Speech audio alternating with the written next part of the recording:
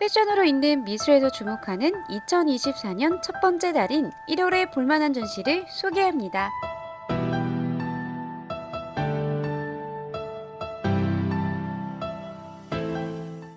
첫 번째 추천 전시는 예술의 전당에서 열리는 미셸 들라크루아 파리의 벨 에포크입니다. 전시는 크리스마스와 겨울 분위기에 잘 어울리는데요. 따뜻하면서도 아름답게 연출된 전시는 관람 내내 작품 하나하나의 디테일에 빠져들게 합니다. 특히 작품 속에는 작가 미셸을 포함한 여러 사람들이 등장하며 파리의 시대적 이미지를 상상하게 만드는데요. 작가가 포착한 파리의 풍경은 단순한 시대적 재현이 아닙니다. 작가의 아버지가 들려주고 또 어린 시절 작가의 경험을 이야기 삼아 표현된 것입니다. 하지만 작가가 그려낸 사람들의 옷에서는 당대의 패션 스타일을 정확하게 보여주고 있습니다. 그래서 관람객들은 옷을 통해 파리의 벨 에포크 시대를 쉽게 읽어낼 수가 있는데요.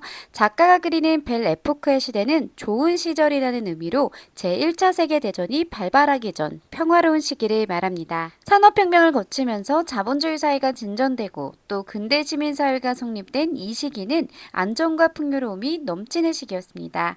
이런 새로운 시대에 맞춰 새로운 예술 양식인 아르누보가 등장했는데요. 이 아르누보 양식은 복식에도 나타났습니다. 모래시계처럼 생긴 실루엣으로 가슴과 힙을 강조하고 레고 머튼이라고 불렸던 큰 소매가 다시 등장하였습니다. 1900년경으로 접어들어서는 소매가 줄어들고 관심의 초점이 힙으로 옮겨갔는데요. 미셸의 그림에서 이런 S자 형태를 보이는 복식을 어렵지 않게 볼 수 있습니다. 또한 경제적 부와 사회적 지위를 가시하기 위해 당시에는 레이스, 모피, 러플 등 화려한 소재가 주를 이루었는데요. 이 또한 그림에서 쉽게 관찰됩니다. 아름답고 행복했던 시절, 그리고 그 시대를 살았던 사람들의 모습을 관람하면서 따뜻한 한 해를 맞이하시길 바랍니다.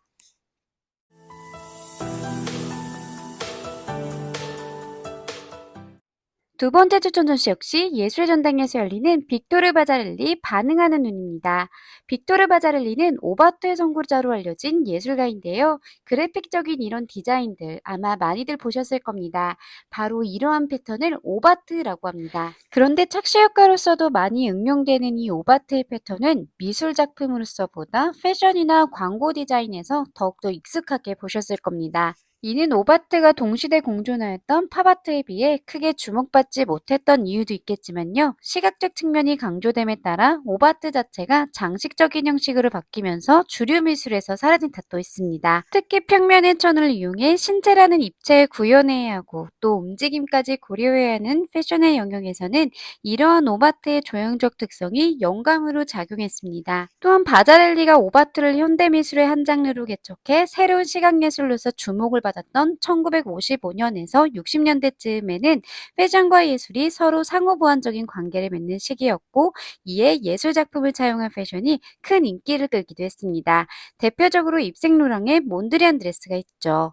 그래서 오바트는 그 시대를 연상하는 레트로 디자인에서도 자주 볼 수 있습니다. 전시는 우리에게 디자인적으로 익숙한 오바트를 미술사적으로 접근할 수 있도록 도와줍니다.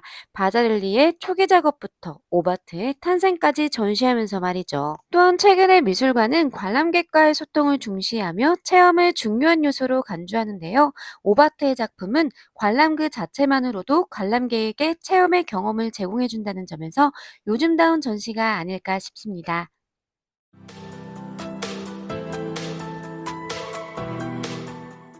패션으로 있는 미술에서 추천하는 세 번째 전시는 독일 조각가 스테판 발케놀의 개인전입니다.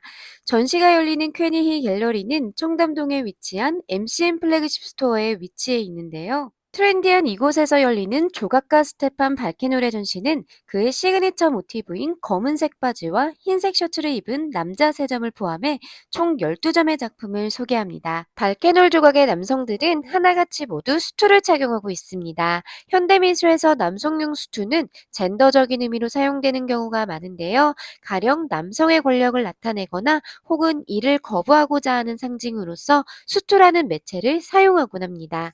하지만 발케놀의 조각에서 표현된 수트는 그저 중립적인 가치의 대상일 뿐입니다. 무색인 흰색과 검정색의 수트, 감정을 알 수 없는 표정, 그리고 아무것도 드러내지 않는 포즈. 관람객들은 오히려 이 순수한 조각을 통해 우리의 모습을 들여다보게 됩니다. 사람들은 똑같은 사물을 보아도 자신의 관점과 경험에 따라 다르게 인식하는 경향이 있는데요. 이렇게 중립적인 가치를 지닌 조각상은 관람객으로 하여금 자신의 감정을 투영하게 만듭니다. 일부 색상이 있는 작품들도 보이지만 이 또한 오랜 시간 동안 우리에게 친근했던 단순한 색일 뿐입니다. 미술의 문턱을 낮추고자 최근에 많은 아트 갤러리들은 다양한 분야와 협업을 시도하고 또 그 일환으로서 패션 브랜드의 매장에 전시장을 오픈하기도 하는데요. 퀘니 서울은 이에 대표적인 사례로 가장 동시대적인 예술을 관람할 수 있는 곳입니다. 이런 트렌디한 공간에서 선보이는 요즘의 미술을 관람해 보시길 바랍니다.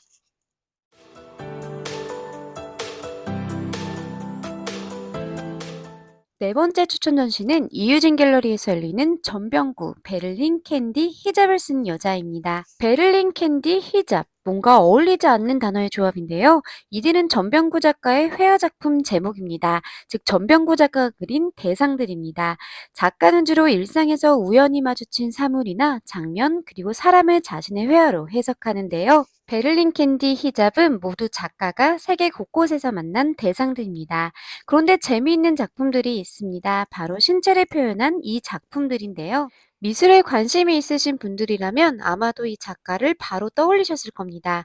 루이스 브루주아입니다. 루이스 브루주아는 대표적인 여성 미술가로 신체나 섬유 그리고 옷이나 바느질 같은 여성적 매개를 통해 어릴 적 자신의 상처를 치유하는 작업들을 주로 선보였습니다. 전병구 작가는 자신이 미술관에서 본 루이스 브루주아의 작품을 회화한 것인데요.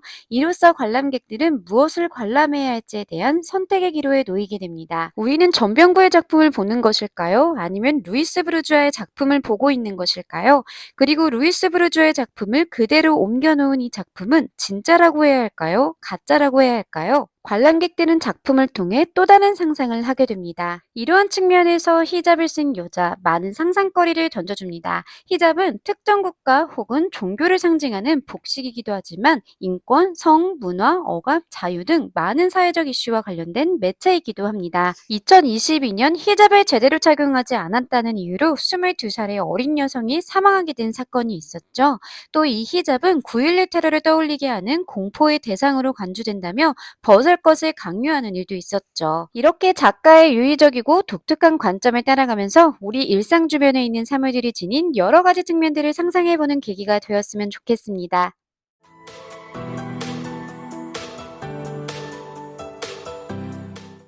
패션으로 있는 미술에 추천하는 마지막 전시는 한남동 현대카드 스토리지에서 열리는 컨템포러리 미디어 앤 퍼포먼스 아트의 원형입니다. 전시는 현대미술의 영역을 확장시킨 미디어와 퍼포먼스 예술의 기록물을 다룹니다. 대표적으로 네온사인, 신체, 대중매체를 통해 의미를 전달하는 브루스 나우먼과 신체, 섹슈얼리티, 젠더를 다루는 캐롤리 슈니먼, 그리고 개념미술의 대가 요셉 보이스와 비디오 아트 선구자 백남준의 작품 등이 있습니다. 1950년대 후반부터 행위 자체가 예술품이라는 논리를 바탕으로 탈장르적인 미술운동이 등장하였고 예술과 삶을 결합하고자 하는 시도가 나타나기도 했습니다. 그리고 1970년대 미술계에서는 회화의 중요성이 줄어들고 퍼포먼스가 주요 매체로 장악했었죠. 전시는 크게 4개의 섹션으로 나누어 소개하는데요. 패션으로 있는 미술에서 주목한 섹션은 두 번째와 세 번째입니다. 두 번째 섹션에서는 행위와 퍼포먼스를 기반으로 신체를 통해 실험하는 작품들을 소개합니다. 그리고 세 번째 섹션에서는 여성의 신체와 역할에 대한 여성 작가들의 개인적 경험을 탐구합니다. 이렇게 신체를 활용한 작업들은 패션이 예술에 등장하게 되는 커다란 발판을 마련하기도 했습니다. 옷은 제2의 피부로 신체의 대용물로서 종종 사용되었기 때문이죠. 현대미술의 영역을 확장시키고 또 미술사적으로 의미가 있는 작품들을 관람하면서 미술은 과연 무엇인가에 대해 고민해보는 시간을 가지면 좋겠습니다.